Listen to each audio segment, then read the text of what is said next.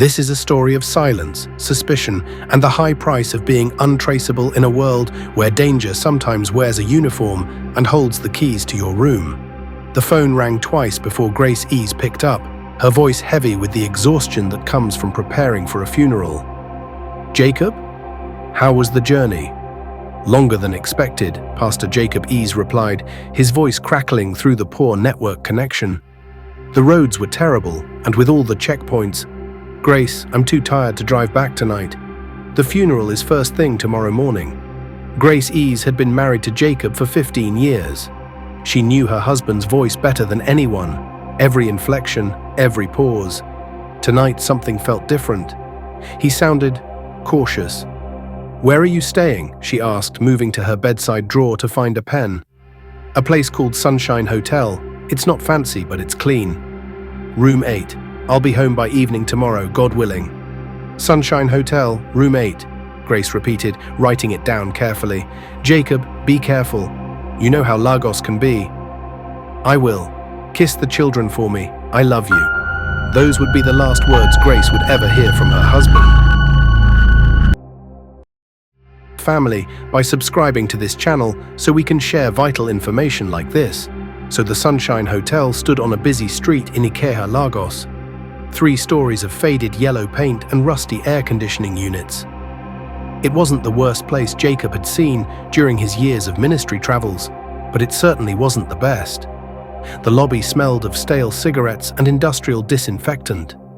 A ceiling fan wobbled overhead, casting moving shadows across cracked walls decorated with outdated tourism posters of Nigeria. Behind the reception desk sat a man in his early 40s, stocky, with bloodshot eyes and the kind of smile that never quite reached his pupils. A nameplate read, "Manager Emeka Okafor." "Welcome, sir. Need a room for the night?" Emeka asked, his voice carrying the practiced smoothness of someone accustomed to late-night arrivals with few questions. Jacob set his small travel bag on the counter. He was dressed simply, dark trousers, white shirt, and a black blazer appropriate for tomorrow's funeral. At 53, Pastor Jacob Ease carried himself with the quiet dignity of a man who had spent decades counseling others through life's darkest moments. He had no idea he was about to enter his own. "Yes, just one night. I'll check out first thing in the morning. I'm here for a funeral." Emeka's fingers paused over the registration book. "Funeral, eh? Sorry for your loss, Pastor." Jacob looked up sharply. He hadn't mentioned his title. "How did you—" "Your collar," Emeka said quickly, pointing to the barely visible clerical collar beneath Jacob's blazer. "My mother was very religious.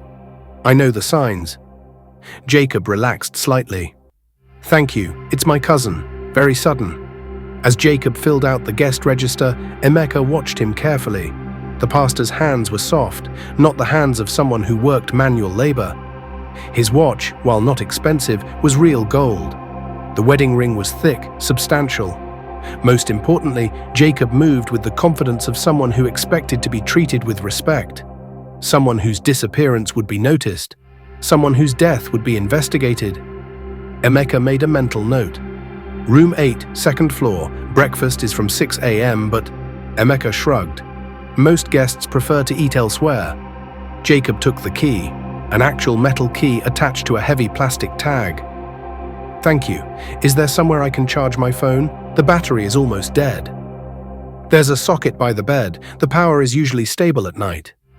As Jacob climbed the narrow staircase, his footsteps echoing in the empty corridor, he called his wife again. "Grace, I'm at the hotel now. Sunshine Hotel, room 8, like I said." The manager seems friendly enough. "Good. Jacob, I've been thinking, maybe you should call Brother Samuel too. Let him know where you are. You know how worried he gets?" Jacob smiled. His wife's cousin Samuel lived in Lagos and had always been overprotective of the family. "Already planned to. I'll call him after I settle in." "I love you, Jacob. See you tomorrow night." "I love you too." Jacob ended the call and immediately dialed Samuel's number. "Brother Jacob." "You made it safely?" "Yes. Just checked into Sunshine Hotel. Room 8. Small place, but it will do for one night." "Sunshine Hotel," Samuel repeated.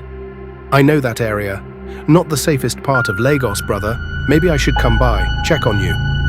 "No need, Samuel. The funeral is early tomorrow, and I'll be gone by mid-morning, but I appreciate the concern." After ending the call, Jacob sat on the edge of the narrow bed and looked around room 8. It was sparse but clean, a single bed with faded blue sheets, a small table, one plastic chair, and a cracked mirror on the wall. The window faced an alley between buildings, offering no view and little light. He knelt by the bed to pray, as was his custom, asking for strength for tomorrow's funeral and safety for the night ahead. He had no way of knowing that downstairs, Emeka was making phone calls of his own. 3 floors below, in the hotel's small back office, Emeka sat with his wife, Kioma, and 2 other figures whose faces remained partially hidden in the dim light of a single bulb. "He's asleep," Kioma whispered, returning from her reconnaissance mission. At 38, she was thin and sharp-featured, with the kind of nervous energy that comes from years of living on the wrong side of the law. Doors locked from the inside, but you know how those old locks are. The 2 other figures stirred in their chairs. The first was a man in his 20s, lean and restless, constantly checking his phone. He went by the name Alex, though whether that was real remained unclear. The second was older, stockier, with scars on his knuckles and a gold tooth that caught the light when he smiled. He called himself Confidence. "What did you say he has?" Alex asked, leaning forward. "Gold watch, wedding ring, decent phone. But that's not the main thing," Emeka replied, pulling out a small notebook. "I've been watching his type. Religious people, they travel with cash. Don't trust banks in strange cities. And this one, he mentioned a funeral. People going to funerals always carry extra money for donations, transportation, food." "How much you thinking?" Confidence asked, his voice low and gravelly. "Could be 50,000, maybe more. Plus whatever valuables we can fence." Kioma shifted uncomfortably. "The last one, the girl with the POS machine, that got messy." The room fell silent. 3 days earlier, they had lured a young woman named Blessing into the hotel. She operated a point-of-sale terminal for mobile money transfers, a common sight on Lagos streets. Kioma had approached her with a story about needing to make a large transaction, something requiring privacy. Blessing had followed them to room 6, expecting to earn a substantial commission. Instead, she had encountered Alex and Confidence. When she tried to leave, realizing something was wrong, they had stopped her, permanently. Her body was currently wrapped in plastic sheeting in the hotel's abandoned basement, along with her POS machine and the day's collections, nearly 200,000 naira. "This is different," Emeka insisted. "Pastor is traveling alone. No one knows exactly where he is except his family, and they're far away in Delta State. We take what we need, and by the time anyone starts looking, we're long gone." Alex stood up, pacing to the small window that looked out onto the alley. "What if he fights back? What if he screams?" "The rooms are soundproof enough," Kioma said, "and the guests we have, they mind their own business. They have to." Confidence cracked his knuckles, a sound like breaking branches. "When do we move?" Emeka checked his watch. "Give him another hour. Let him get into deep sleep. Then we go up quietly, unlock the door, and handle it fast." "And if he wakes up?" Emeka's expression hardened. "Then we make sure he doesn't stay awake long." As the 4 conspirators finalized their plans, Pastor Jacob slept peacefully 3 floors above, unaware that his prayers for safety had gone unanswered, and that the friendly hotel manager who had welcomed him was now planning his murder. Jacob stirred in his sleep, half awakened by what sounded like footsteps in the corridor outside. The hotel's thin walls carried sound easily, and Lagos was never truly quiet. Even in the early morning hours, there were always cars, voices, the distant hum of generators. He checked his phone, 2:17 a.m. The funeral was at 9 a.m. He could sleep for a few more hours, then get ready and head to his cousin's family home. The footsteps stopped outside his door. Jacob sat up, suddenly alert. Years of ministry had given him an intuition about danger. Too many late-night calls to hospitals, too many interventions in domestic disputes, too many situations where being aware of his surroundings meant the difference between helping someone and becoming a victim himself. The door handle turned slowly. Jacob's blood went cold. He had locked that door, He distinctly remembered checking it twice, a habit developed from years of travel to unfamiliar places. "Hello?" he called out softly. "Is someone there?" The handle stopped moving. For a moment, there was complete silence. Then the door swung open. 4 figures stood silhouetted in the dim corridor light. Emeka, Kioma, and 2 men Jacob had never seen before. Emeka held a master key in one hand and a large knife in the other. "Pastor," Emeka said, his earlier friendliness replaced by something cold and predatory. "So sorry to disturb your rest." Jacob's mind raced. The window was too high to jump from, and these 4 people blocked the only exit. His phone was on the bedside table, but there was no time to call for help. "What do you want?" Jacob asked, trying to keep his voice steady. "If it's money, I can—" "Oh, we know you can," Alex said, stepping into the room. In the better light, Jacob could see he was young, maybe mid-20s, with the wired energy of someone high on drugs or adrenaline.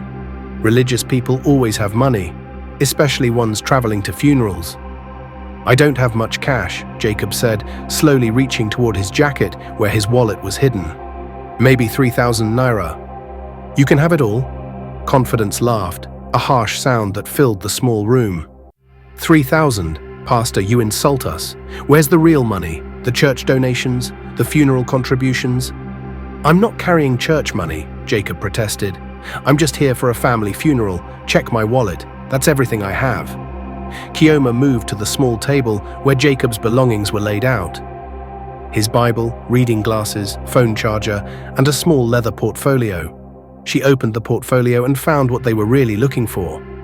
"Here," she said, holding up an envelope. "Bank receipts. This one shows a withdrawal of 50,000 naira yesterday." Jacob's heart sank. The money was hidden in his shoes, a precaution his wife had suggested. It was meant to cover funeral expenses, transportation, and emergency costs for the trip. "That money isn't for me," he said desperately. "It's for my cousin's funeral expenses. Her family is struggling." Alex backhanded him across the face, sending Jacob stumbling backward onto the bed. "Shut up. Where is it?"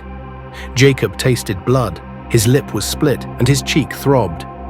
But worse than the physical pain was the growing realization that these people had done this before. They moved with practiced efficiency, blocking escape routes, searching methodically. They weren't planning to just rob him. "Please," Jacob said, looking at each face in turn, "take whatever you want. I won't report this. I just want to go home to my family." Emeka shook his head sadly. "Pastor, that's the problem. You've seen our faces. You know our names. You know where to find us."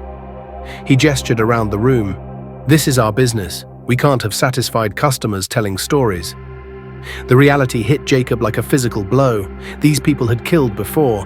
The casual way they talked about it, the coordination between them, this was routine. "My wife knows where I am," Jacob said, fighting panic. "People will come looking." "Let them look," Confidence said, producing a length of rope from his jacket. "By the time they find you, we'll be in another state. Another country, maybe."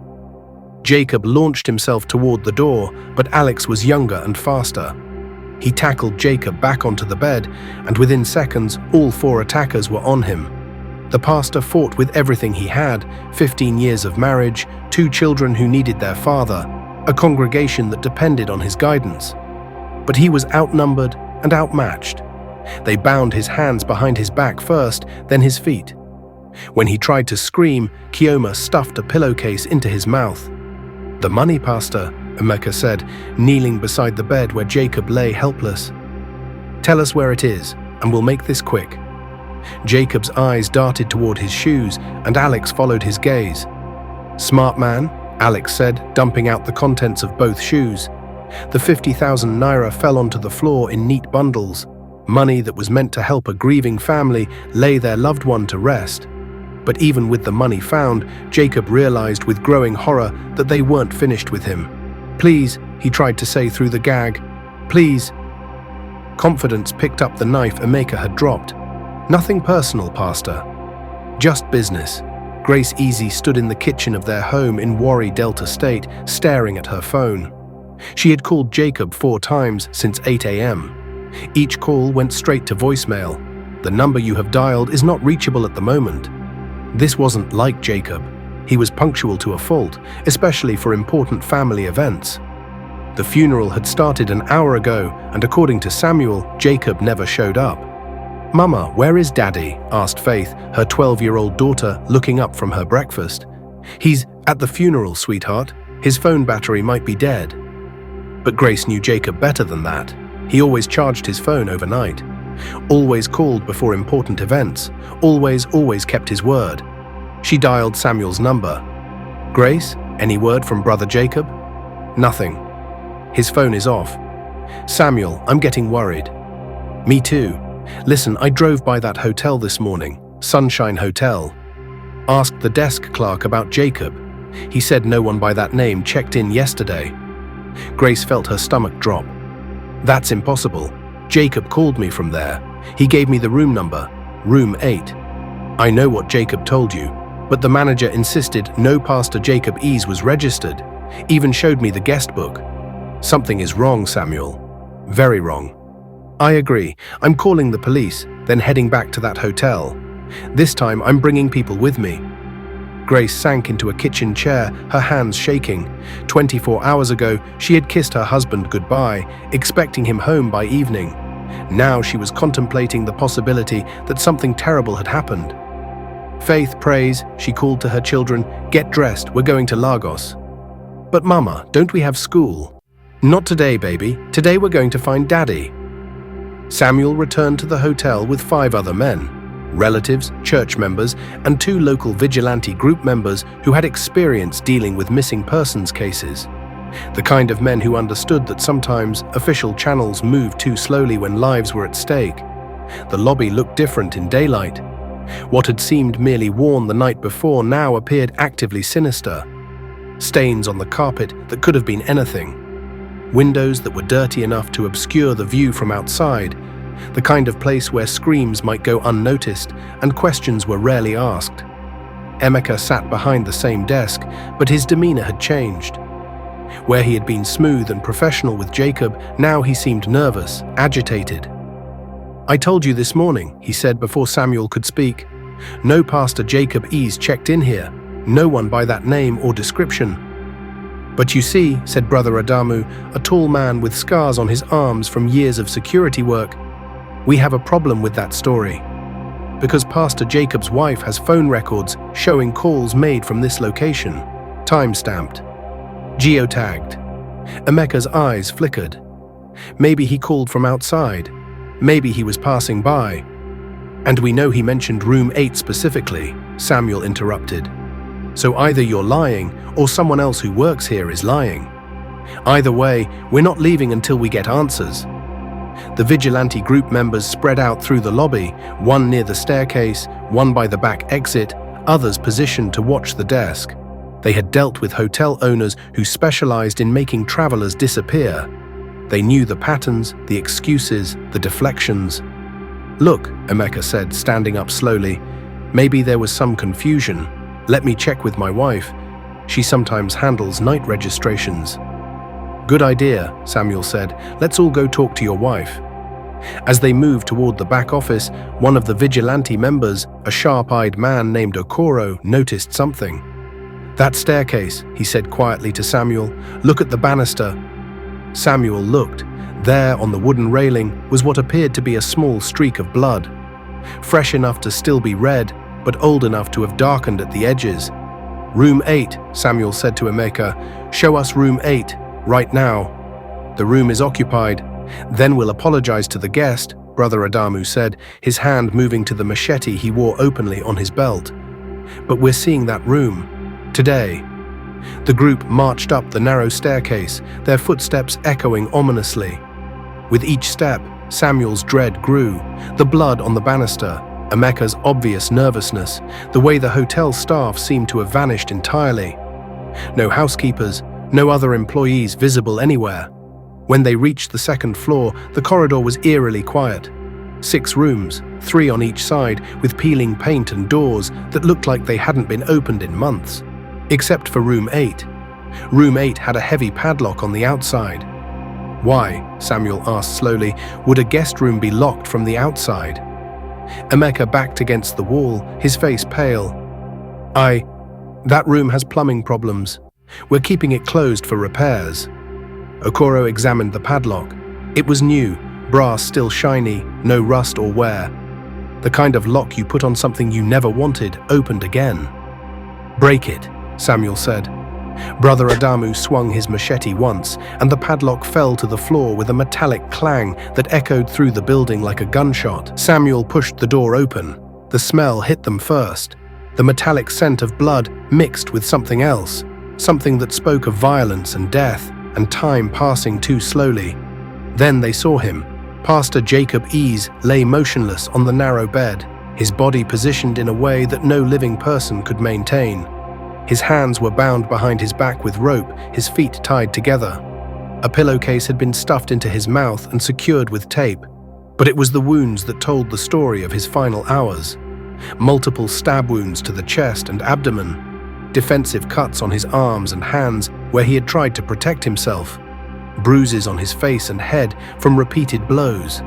His white shirt was stained dark brown with dried blood, and more,